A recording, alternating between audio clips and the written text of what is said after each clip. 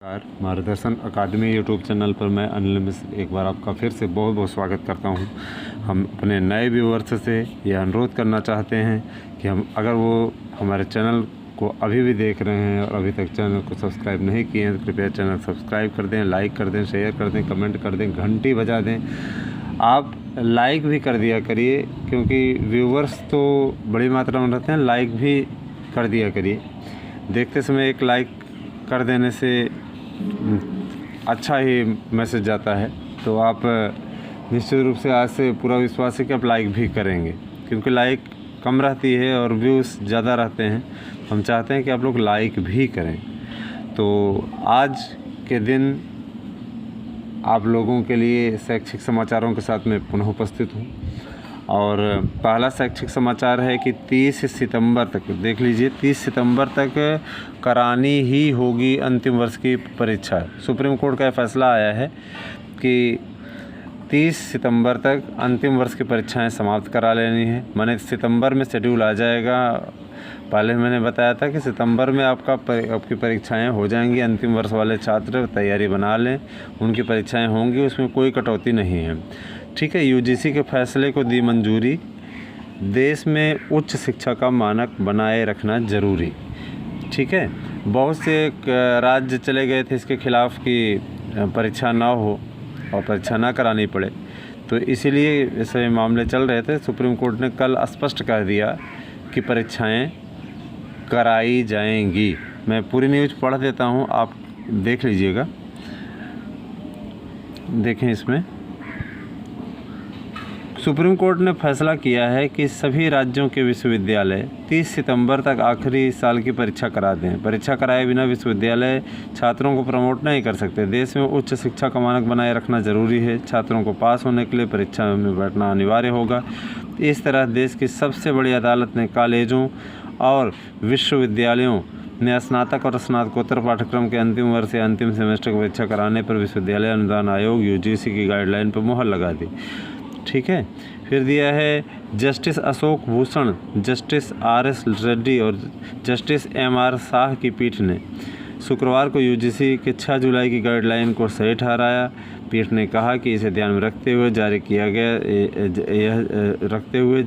गया था कि सभी विश्वविद्यालयों में एक समान अकादमी सत्र का पालन हो। कोर्ट ने कहा कि 30 सितंबर तक परीक्षा कराने का निर्णय छात्र हित में लिया गया था। यह छात्रों के भविष्य का मामला है। पीठ ने कहा, पिछली परीक्षा के आधार पर छात्रों को प्रमोट करने का सिद्धांत कानून के दायरे से बाहर है।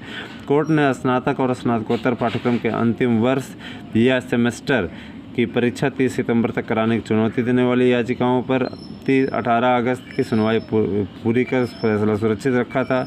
याचिकाकर्ताओं ने कोरोना महामारी का हवाला देते हुए यूजीसी का निर्देश रद्द करने की मांग की थी। तो ये स्पष्ट हो गया कि सितंबर में आपकी परीक्षाएं होंगी, आप तैयारी बना लीजिए। और फिर दिया है कि यूजीसी की सलाह पर ही राज्य टाल सकते हैं परीक्षा। अगर यूजीसी सलाह दे कि परीक्षाएं टाली जाए, कोर्ट ने कहा कि अगर किसी राज्य को लगता है कि महामारी के चलते तय तारीख पर परीक्षा नहीं करा सकता तो आपदा प्रबंधन अधिनियम के तहत परीक्षा स्थगित कर सकता है। हालांकि इसके लिए यूजीसी से सलाह मशवरा करके नई तारीख तय करनी होगी। राज्यों को यूजीसी के दिशा निर्देशों के मुताबिक अंतिम वर्ष की परीक्षा करानी होगी। कोर्ट ने कहा कि राज्य सरकार परीक्षा न कराने का फैसला खुद नहीं कर सकती और न ही यूजीसी की अनुमति के बिना किसी छात्र को प्रमोट कर सकती है। तो ये बहुत बड़ी न्यूज़ है कि ऐसे ही नहीं प्रमोट किया जाएगा। आप इसके लिए पढ़ाई करना आरंभ कीजिए। ये आपकी एक बिगेस्ट न्यूज़ है, तो तैयारी बना लीजिए। समय पर आपकी परीक्षाएं होंगी और उसमें कोई समझौता नहीं किया जाएगा। सुप्रीम कोर्ट का ये आदेश आ गया है।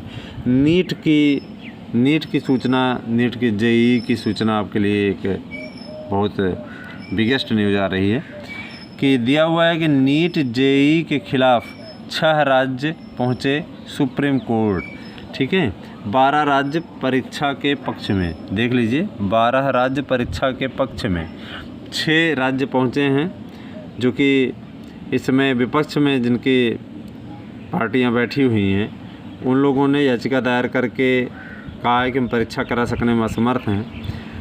वहाँ पहुँचे हैं लेकिन इससे कुछ होगा नहीं। परीक्षाएं होंगी अपने समय पे, तो इसको अब देखिए यूपी के सीएम का बयान भी है कि यूपी में परीक्षा कराने में कोई आपत्ति नहीं है, कोई समस्या नहीं है। और जेई ध्यान दीजिएगा, जेई के 88% और नीट के 72% छात्रों ने डाउनलोड किए प्रवेश पत्र। माने बच्चे तैयार हैं परीक्षा देने के लिए और इन लोगों ने राजनीति करनी शुरू कर दी। तो ऐसा नहीं होना चाहिए, परीक्षाओं पे किसी भी प्रकार की राजनीति नहीं होनी चाहिए, ठीक है। तो आपकी परीक्षाएं जेई नीट की भी समय पर होंगी। अगला समाचार आपका इलाहाबाद विश्वविद्यालय से। परीक्षाएं टली थी, आपको मालूम ही है। अब परीक्षाओं की डेट शीट आ गई है कि ईवीवी की परीक्षाएं सितंबर के दूसरे सप्ताह से संभावित। तो आप जो भी बच्चे परीक्षा दे रहे थे उसमें परीक्षा कोरोना वायरस के चलते कैंसिल हो गई थी, उनके लिए न्यूज़ है। इलाहाबाद यूनिवर्सिटी से संबंध रखने वाले बच्चे, तो सुप्रीम कोर्ट से परीक्षाओं का आयोजन हरी झंडी मिलने के बाद ईवीवी में भी अंतिम वर्ष की एवं अंतिम सेमेस्टर की परीक्षाएं कराने की तैयारी शुरू हो गई है। परीक्षाएं सितंबर के दूसरे सप्ताह में कराने की योजना है। सोमवार को परीक्षा समिति परीक्षा तिथि जारी हो सकती है, माने मंडे को जारी हो जाएगी, निश्चित तौर पे परीक्षा कार्यक्रम जारी हो जाएगा। हालांकि परीक्षा का प्रस्तावित कार्यक्रम तैयार किया जा चुका है। ईवीवी में 16 अगस्त से अंतिम वर्ष एवं अंतिम सेमेस्टर की परीक्षाएं प्रस्तावित की गई थी, लेकिन कोविड-19 के चलते कारण परीक्षाओं को स्थगित कर दिया गया। ईवीवी प्रशासन अब सितंबर में परीक्षाएं कराने की तैयारी कर रखी है। ईवीवी प्रशासन ने परीक्षा का जो प्रस्तावित कार्यक्रम तैयार किया उसके हिसाब से स्नातक अंतिम वर्ष की परीक्षाएं 22 दिन में पूरी करा ली जाएंगी। 22 दिन लगेंगे परीक्षाएं पूरी कराने में। तो इसका कार्यक्रम जैसे ही आता है मैं उसकी सूचना आपको दे दूँगा।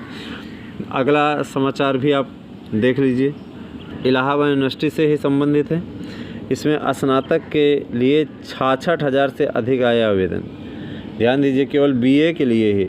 स्नातक में बीए, बीएससी, बीकॉम सभी आते हैं। तो ईवीवी में संगठक कॉलेजों में प्रवेश के लिए शुक्रवार को कुल 2,37,533 अभ्यर्थियों ने रजिस्ट्रेशन कराए और इनमें से 1,23,867 अभ्यर्थियों ने ऑनलाइन शुल्क जमा करते हुए रजिस्ट्रेशन प्रक्रिया पूरी की। स्नातक में प्रवेश के लिए अब तक 66,399 पर स्नातक के लिए 18,100 और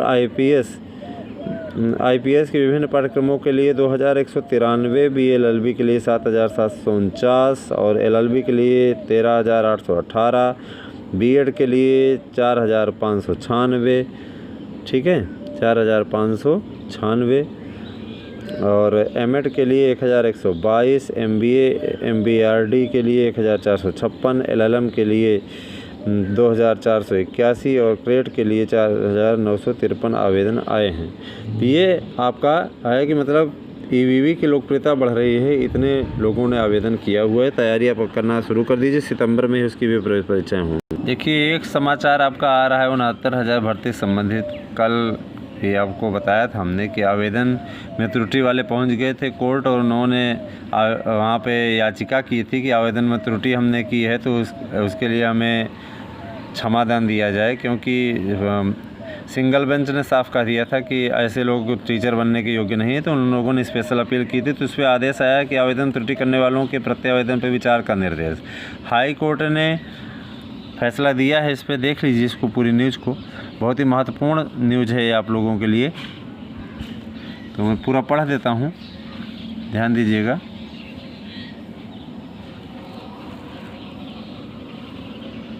पूरा देखते हैं।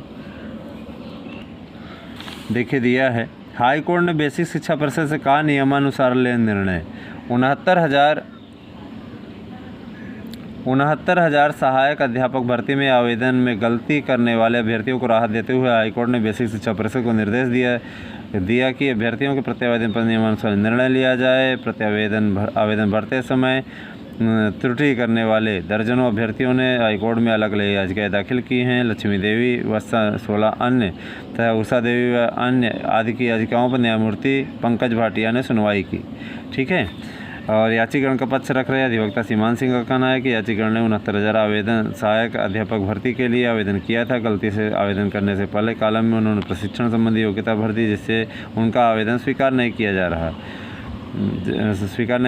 बेसिक शिक्षा परिषद के अधिवक्ता का कहना है कि इस संबंध में स्पष्ट गाइडलाइन है कि आवेदन आवेदन फार्म भरते समय कोई त्रुटि सुधारने का अवसर नहीं दिया जाएगा। यह अभ्यर्थी की जिम्मेदारी कि वह आवेदन भरते समय सावधानी बरते और सही आवेदन भरे। याची के अधिवक्ता ने 16 जून 2020 को हाईकोर्ट द्वारा पारित एक आदेश का हवाला देते हुए कहा कि हाईकोर्ट ने पूर्व में याचिकाओं को प्रत्यावेदन निस्तारित करने का आदेश दिया है। इस पर कोर्ट ने याचिकाकर्ताओं को 3 सप्ताह में सक्षम प्राधिकारी के समक्ष प्रत्यावेदन देने और सक्षम प्राधिकारी के प्रति उस प्रत्यावेदन पर नियमानुसार निर्णय लेने का निर्देश दिया है। आदेश दे दिया गया है, तो निश्चित रूप से अब 69,000 में उन लोगों की भी एंट्री हो गई है जिन लोगों ने आवेदन में त्रुटि की थी। और टीजीटी पीजीटी से एक संबंधित न्यूज़ है। अभी एक न्यूज़ वायरल हो रही थी, जो सूचना मिली थी वो गलत सूचना मिली हुई थी कि 21 सितंबर से इंटरव्यू होगा। अभी ऐसी कोई तारीख नहीं आई हुई है, लेकिन मान के चलिए कि अतिशीघ्र कार्यक्रम आएगा जिसके बारे में आपको सूचना दी जाएगी और LT ग्रेड से भी संबंधित आपको सूचना दी जाएगी जैसे जैसे आती जाएगी। तो आज इतना ही। मुझे पूर्ण विश्वास है कि आज का भी वीडियो आपको पसंद आया होगा। कल हम आपसे पुनः आपके लिए वीडियो लेकर के आएंगे शैक्षिक समाचारों का। तब तक के लिए धन्यवाद।